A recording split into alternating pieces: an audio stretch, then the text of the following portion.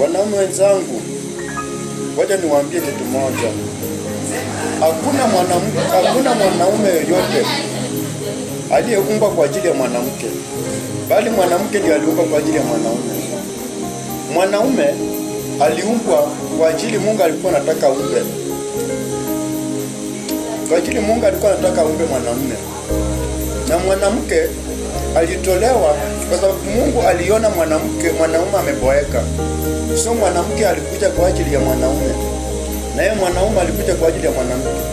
Ukisoma Mwanzo 2 itakwambia ya kwamba wakati wa uumbaji Mungu aliona sio vyema huyu mtu akuwe peke yake, lakini Mungu hapo nyuma akasema aliona ni heri aumbe mtu kwa mfano wake.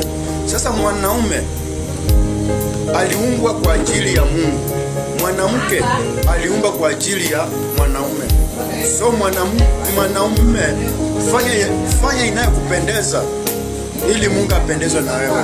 Leo mwanamke fanya inayokupendeza ili mwanaume afarijiwe, akubaliane na wewe. Ni hayo tu, mbarikiwe.